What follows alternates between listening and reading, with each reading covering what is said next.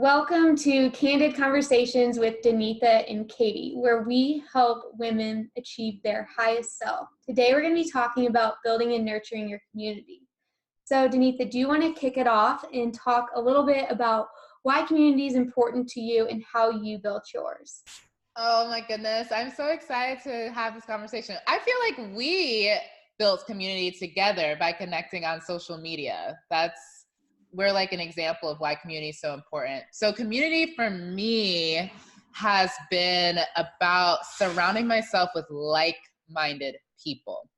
This can be women, this can be men, this can be whomever, but it's really about surrounding myself with people who want to do the work to achieve their higher self. That work is a lot of times inner work. And so I really, really crave surrounding myself with people like that. And how I've gone about building my community is connecting with people on social media, like you and I connected on social media, and going to events that are in alignment with what I'm interested in around personal development. That's how I've been able to cultivate and nurture my community. Have you found yourself shifting what your community looks like over time throughout your professional journey? Absolutely.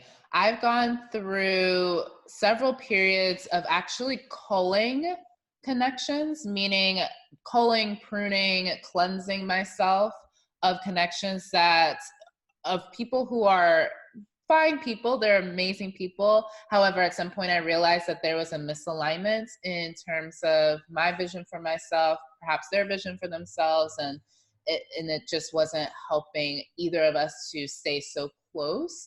And then in doing so, it's opened me up to new connections and new relationships. I mean, most recently I went through a couple of friendships that were fine, but we've both realized, like, okay, this isn't really, we don't need to be as close as we once were, because it's not what it used to be. We're just growing on different paths. And when we both took a step back, for me, all of these other relationships blossomed out of this new opening I feel that I had to experience different types of friendships. So yes, it's definitely evolved over time as I've evolved as a person and gotten a better understanding of what I need as a human.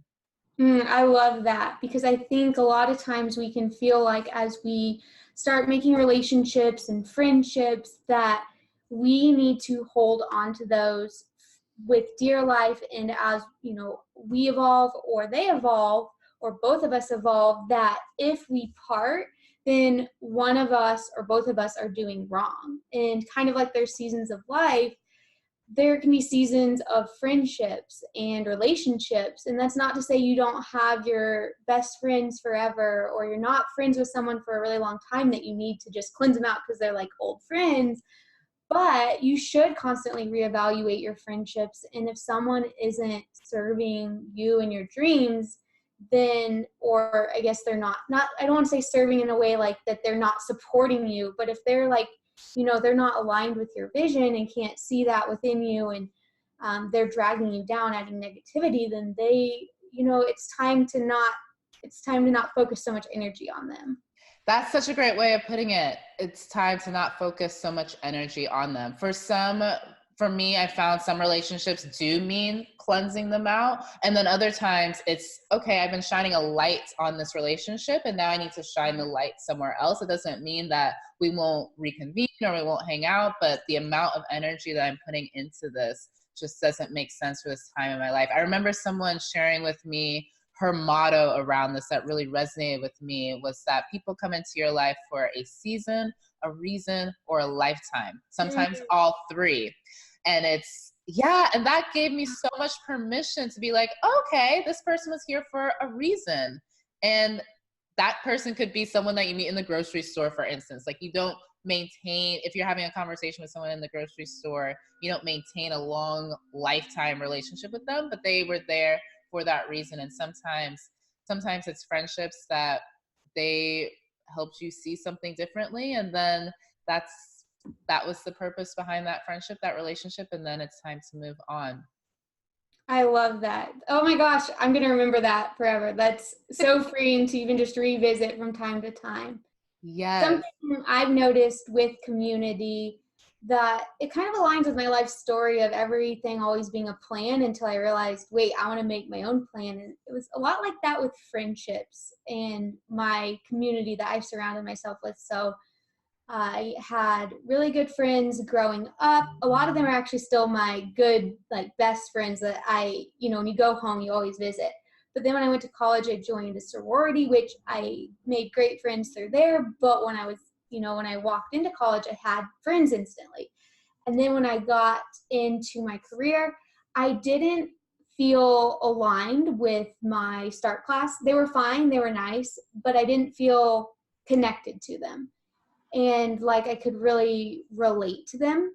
And especially as I started having, thoughts about what I really wanted out of my life, there was no connection there. Mm. So when I finally went out on my own, I was like, shoot, this is lonely. I've got a few good friends that are like the OG, we were hanging out at 10. But other than that, I was like, this is weird. I don't have anyone. And for the first time in my life, I felt lonely and Mm. kind of like that I was missing something. And while I have my husband who's amazing and I'm like, we can hang out all the time, he's my best friend. But I was like, I need to, get a community. And I did not know how, which sounds funny because I feel like I connect with people well. But I was looking for friendships, which is different than over a phone call, just connecting with somebody. Mhm. And so I remember there was one day I was listening to a podcast and they were like, if you want something, sometimes you need to go out and create it. You can't just wait for it to appear. And it totally just aligns with everything else in my life. It's like you have to create it. If you want a new job, you want a new position, you have to, create these things. So I was like, all right, social media, that's how I'm going to do it. I'm going to go on there and start finding like-minded people. I'm going to be uncomfortable. I'm going to go to the conferences. I'm going to be in the rooms there. I don't know anyone. I joined a women's networking group. It was in Kansas City called the Central Exchange. I knew nobody. And there was so many people there. They were all friends. And I walked in like, I'm Katie. Hey. So glad that I did it.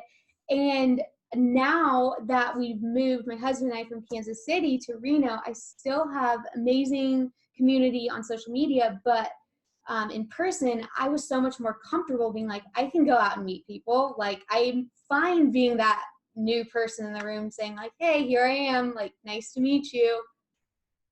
Yes. Well, I love that because it does take intentionality. I think for a lot of us, it was easy to make friends for many of us growing up because school created an environment where you all are looking for friends at the same time, whether that's K through 12, college, and then once you start your career, even sometimes there is a class that you go in with and you can create friends. Now, sometimes that's tough because, like you said, sometimes there's not a connection there. Or for me, the companies that I worked at didn't have that type of structure.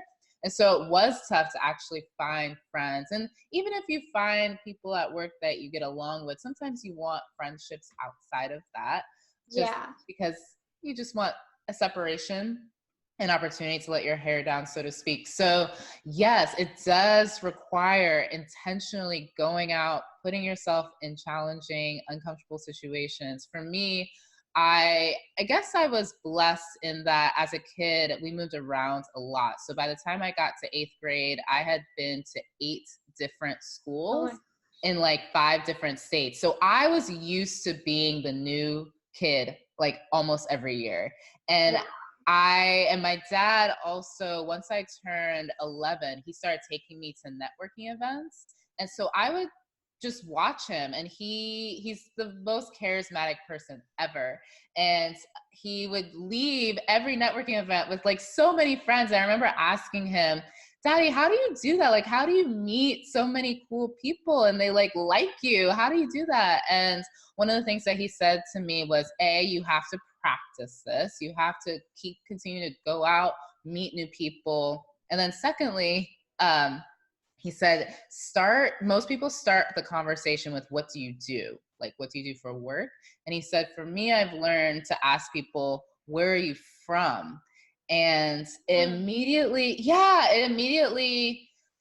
releases any tension I've noticed when I ask people that. And I certainly saw him interact with people, and it just calmed the situation. And because my dad travels a lot, and because I've moved around a lot as a kid, usually when someone says wherever they're from, I have some sort of connection to it. So it's a way for you to immediately connect with a person in something that they feel comfortable talking about. So that has been something that's helped me when I meet new people, is to find that connection point immediately in a way that's something that they find enjoyable to talk about, that's comfortable for them to talk about.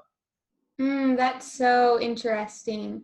It aligns pretty well with what I've learned to be easier if you're nervous about approaching someone, is just start asking them about their self. So right in line with, where are you from is, I love that. I'm going to start using that, where are you from? And then from there, I'm from Colorado or whatever. Like, oh, where'd you go to high school? Did you play any sports? It's like, if you can just get them talking about their self, and like you said, with things they're comfortable answering, then suddenly you'll find a common ground eventually, and it's not so rigid. Like, where do you work? And then what do you do? It's like, that seems more of like, an interview. It's, you got to start conversations.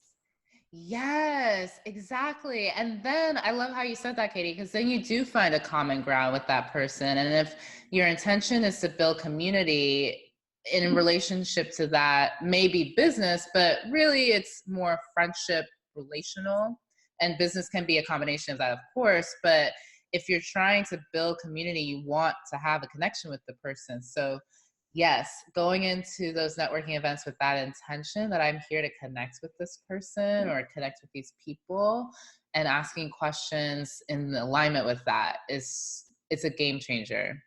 Yes. And something I wanted to ask you is, as you've built your community and, a lot of people know who you are, I'm sure your time's limited. So how do you determine who, you'll take a call with, or who you'll network with? Do you have like a filter, or, what's that like for you?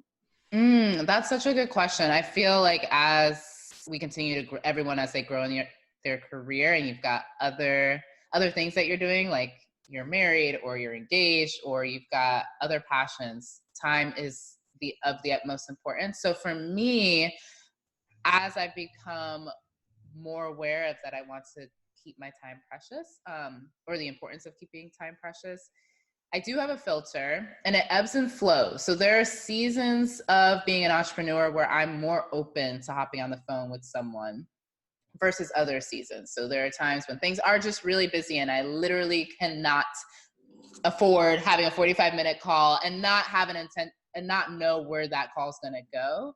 And then there are other times where, I'm a little bit more open. I'm feeling generous, or I'm really looking for inspiration. So I'll hop on the phone with someone. For me, though, the filter now is, it's really a gut check, honestly, which is kind of hard to express in words, but it's a feeling that I have, like, ooh, is there something there? Is there some sort of spark, to make it more tangible for anyone else that's wondering for themselves? So how do I create my own filter?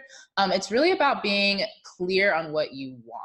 So when I am clear on, okay, this season of right now, I really want to connect with people and learn more about becoming a journalist. That's my focus right now, is to really explore that path as a journalist. So I am looking for people that are willing to chat with me about their experience as a journalist, or looking for conversations with interesting people.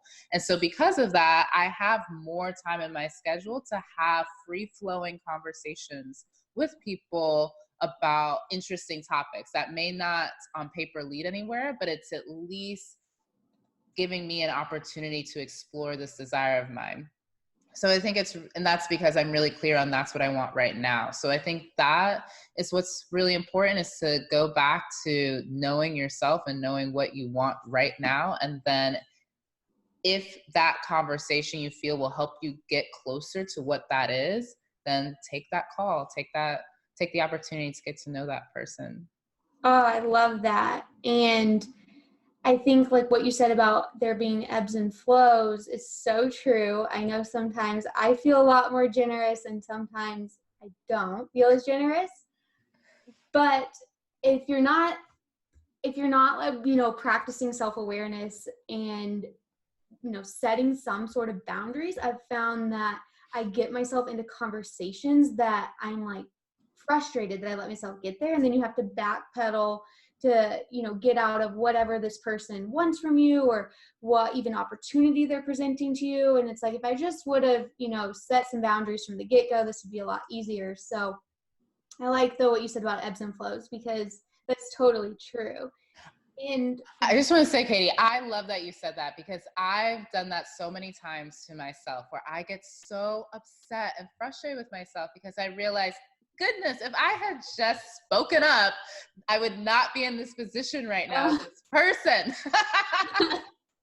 yeah, Oh my gosh. Yes. And that, I feel like that is part of the driver for me now with being really taking the time to practice self-awareness because I hate that feeling where I'm upset at myself.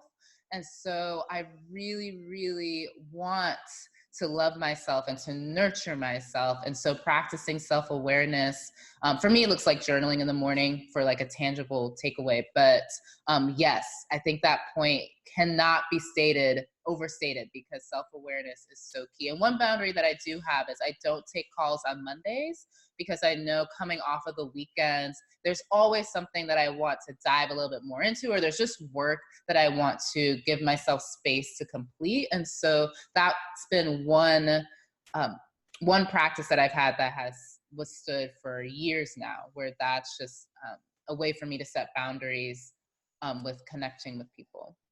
I love that. I actually just decided yesterday that Monday I was going to totally block off my calendar. So no calls, no, like nothing. And I was going to use it to start being more intentional about all the content I put out. So any sort of content I create, I'm just going to stay in that zone and not be distracted and pulled in different directions. So being intentional again is so key. But related to this about setting boundaries with your time and who you're connecting with, how about for the person on the other side of the conversation who says, I see Danetha, I want to learn from her. What about, what advice would you provide to that person who wants to connect with you and maybe, you set the boundary? Like, what advice would you give to someone looking up to all these people? Would you say you should still reach out, or how can you essentially break through their barrier but still respect their boundaries? For sure. How do I get what I want? Well, I mean, I'm on that side too. There are so many people that I look up to as well that I would love to have even 15 minutes conversation with them to ask them any particular question. For me, what I practice is what I practice when I'm in that position where I've looked up to someone or I'm looking up to someone and I would love more of their time, is I become a student of their work. There's so many, I mean, success leaves clues. So I will pretend like I'm in their classroom. I will read through all their Instagram posts. I am someone that will take hours and watch someone's their YouTube channel, and just like listen for little gems that they're dropping that maybe seem insignificant, but are clues. And if they would be something that they would probably share with me if I did actually have a 15-minute coffee conversation with them. So that's what I do. I actually don't try that hard or I don't go out of my way once someone says like, I don't have the time to meet with you. It's fine to ask, and I have asked that, and I've been told, hey, right now I'm really busy for like the next 6 months or the next quarter or the next month. And I'll check back in after they've given me a time frame that after that time frame will work for them to possibly meet up. And during that time frame, I become a student. I just listen to everything that I can find of theirs. I read everything of theirs that I can find. I also try to be of service to them as well. So I'll Mhm. ask them like, hey, what are you working on? Please let me know. Keep me in the loop if there's anything you feel I can support you with. And that has honestly led to a lot of opportunities as well, as being of service to those that I look up to. So that's how I practice um getting in touch with those that I look up to and wanting to create some sort of connection with them. I love that. That's really similar to my approach. I try to find ways to support them. So whether that be, taking their online class, buying their book, even you don't have to like physically trade money, but like you said, watch all their YouTubes, leave some comments on their articles, engage with their content. So I think there's a lot of ways where we can still make ourselves, show that we are supporting them, whether that is buying something from them or just not, and supporting their content.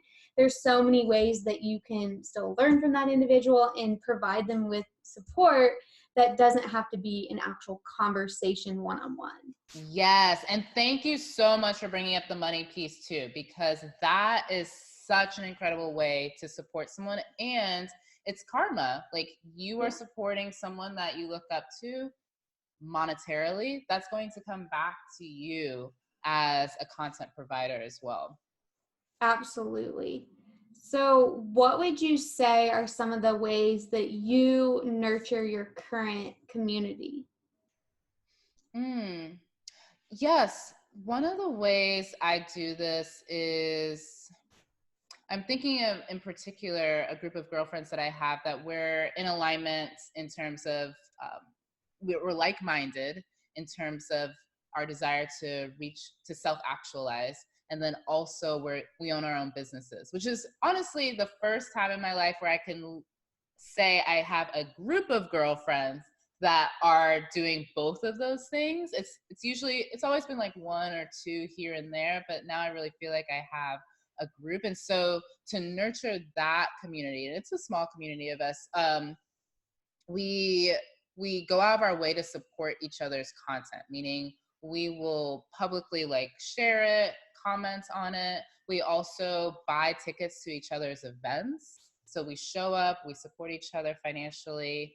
And then one of the things that one of them has taught me, because I can be really business minded sometimes, she's taught me the beauty of just sharing girl content. Like, um I don't know if I want, well, yeah, I'm fine with sharing this. Like, one of the things that we talk about is how to, if you have really bad cramps, how do you take care of that without using medication? And so we'll text each other information that we come across, and it's not business focused, but it's certainly important for our lives. And so being intentional and looking out for opportunities to share that type of information has been my way of nurturing my community.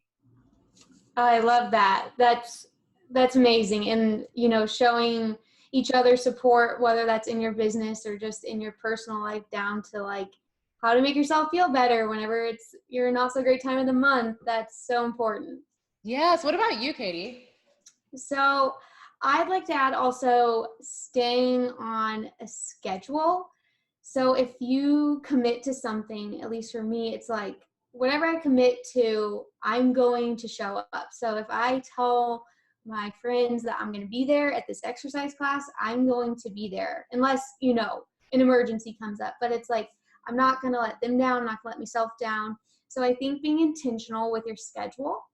And then I also think that there's some ways to support each other, whether that's you always attend weddings, you always attend funerals, like those important things really mean a lot. And then also I like to look for ways to remind them that I care about them. So if it's like their birthday, or I know that they just got a promotion, I like to find things to like celebrate about just their achievements in their life, what's going on. I think that that's super important. But as far as like an online community, I try to treat it very similar in a sense of like having a schedule where you always show up, uh, making sure that you take the time to say like, thanks for being there, comment back to every single comment. That's something I'm like very intentional about, is if, you know, you comment on something of mine on LinkedIn, it's like, I'm going to write you back no matter what. Always respond to messages. So just being present and showing people appreciation, I think, is number one, like, key to sustaining your community. I love that. How do you balance receiving, because you get a ton of comments and I imagine even more direct messages. How do you make the time for that? Because at some point, I mean, that's a lot sometimes of responses. So I'm not at the limit where I can't handle it. And I know there's people who have way more comments and it gets to be a point where you can't. But I put it in my schedule. So it's like, hey, from, you know, 7 a.m. to 8 a.m., this is the time you've got. Like, go respond to everyone. And if you can't get to it, then you're going to come back to it at night, because that's something that's really important to me as a personal value, is to always give people the time and show them my appreciation, because without them, my community's been the number one thing that supported my lifestyle currently. And without them, I couldn't, like, I would have to go back and get a job in corporate or something. So like, I'm so grateful for them that I make the time. Responding to every single message is super important to me, and that's just one of my values as a personal trait. So, Danetha, what are some of the ways you have figured out what type of community you need to build and have around you to feel supported?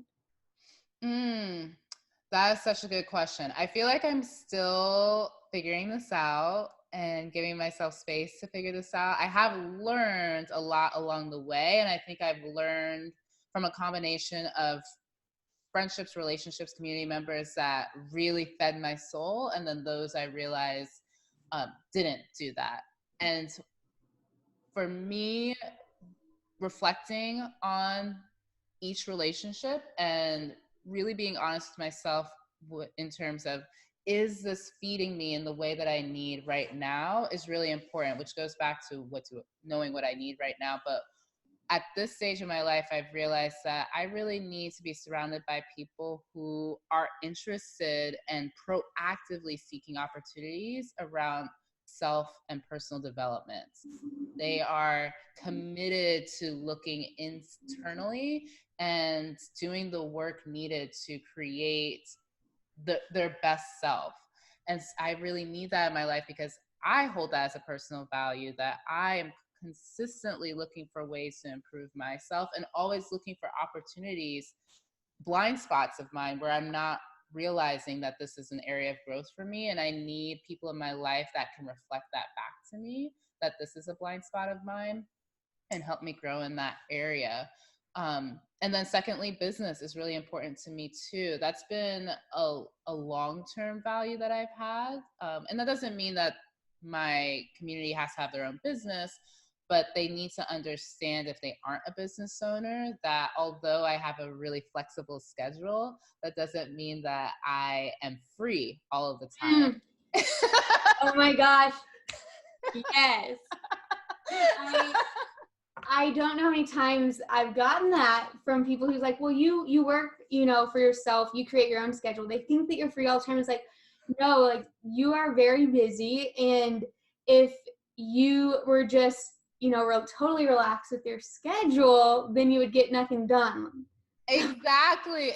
And I mean, I'll give an example of, I had a friend who was a CPA who also owned her own business. So you would think that she would understand that, right? Like, we're both business owners. However, we didn't have the same mindset around it. She felt that because she had a really flexible schedule, that she took advantage of that. Like, her schedule was really relaxed, and she would take 3 hours to have a breakfast meeting and talk about things that were not business related. And that's totally fine. That's what fueled her soul, and that's what she was comfortable with doing. For me, I'm much more structured in this area of my life, and I realized in our friendship that it was getting to a point where I realized that wasn't being respected for me, in terms of me needing her to understand that just because we're both self-employed and we, yes, have complete control of our schedule, for me, that means that I'm treating my schedule like a 9 to 5 job. And you can do what you want with yours, but it got to a point where that that friendship, I realized, wasn't fueling my soul in the way that I needed it to be fueled. And so, yes, knowing that for myself means that that I had to make sure that my friendships had that quality in them. That's so important. So if I am a woman listening to this conversation, I'm like, I really need to cleanse some of my friendships. I would like to find a more supportive community, one that helps me really develop myself and my skills. What would you say their next step is? How do they go about finding these people who they know their traits, but they don't know where they're at? Yes. So I would say the first step that I did was actually write down the traits.